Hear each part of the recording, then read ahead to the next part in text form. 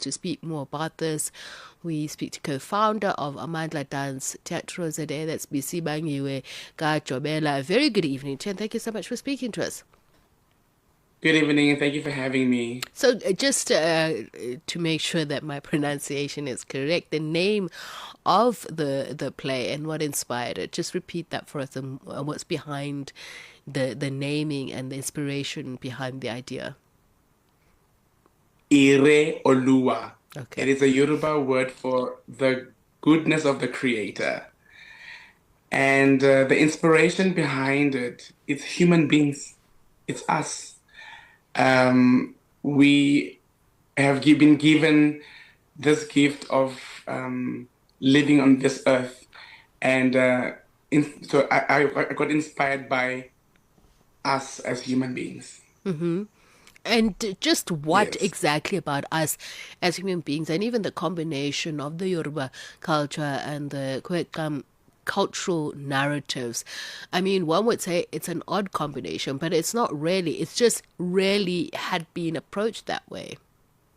Yes. So I travel a lot. I've years ago I lived in Salvador, Bahia, in Brazil. This is the first time I understood or learned about the Yoruba culture. Though it is from Africa, I learned about it in a foreign language in a foreign country, and the love of nature, on how they combine the orishas with nature. We find nature in every song they sing. So when coming back to South Africa, I live. My neighbors are Khoi-San. The Kung and the Khwe live in Plaatfontein, and they also have similarities to how the Yoruba people live and respect nature. And I thought to myself, how do we bring these two separate, far apart cultures together on stage? And this is how IreOlúwa came about, mixing this, like you said, a weird combination from the southern to the west of Africa to make this magical show called And IreOlúwa. I'm very fascinated. So, what happened in Brazil that you found yourself being educated about the Yoruba culture? Because, as you say, the most unimaginable place for you to learn about Nigerian culture. And also talk to us about what are the similarities between the Yoruba Yes. and Khwe San culture. I know you said nature, but how, what has been symbolic, what has been practiced that made you think of the two together?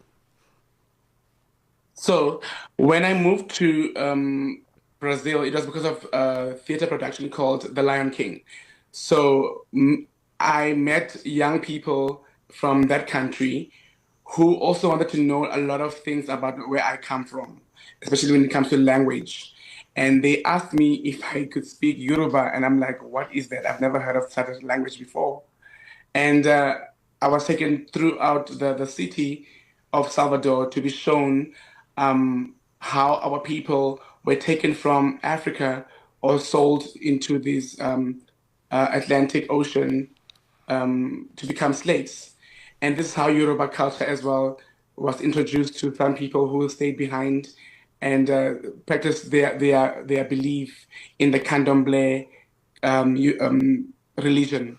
So the, the similarities between Yoruba and Khoisan cultures, amayeza, roots, healing, and I never knew that we can be that similar to each other. So when I talk about earth, anything that we, like we say in Setswana, "Ditswang mung," which is what the earth is producing. Some it's like minerals to other people, diamonds and gold and all those. There are other minerals that we are taking for granted when it comes to African belief or African spirituality.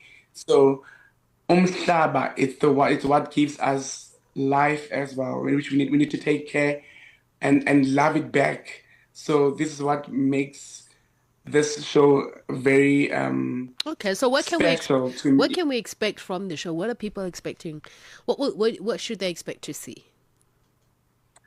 They should expect, most people don't when you hear them, when you hear a different language, you always think ukuthi Kiboloyi, Ubutakati, because it's a language that you don't know, or you've seen in a movie how people portray it. People too should expect to hear amazing languages of the Khoisan, not just to read about them on the books, but to see how they move, and how do we put this together and to make it a contemporary piece. Yeah. Well, we certainly wish you all the best, and we wish we were able to come and see it, BC. But I'm sure those who will be able to. So, very quickly, where can people see it and when? So on the 20th of March, we were invited to a festival called Hio Tenamu, which means let's have fun in Kwedam. Kwedam is the language spoken by the Khwe.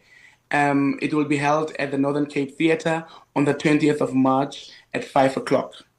And it's just 25 Rand. And where else? Or are you still planning that?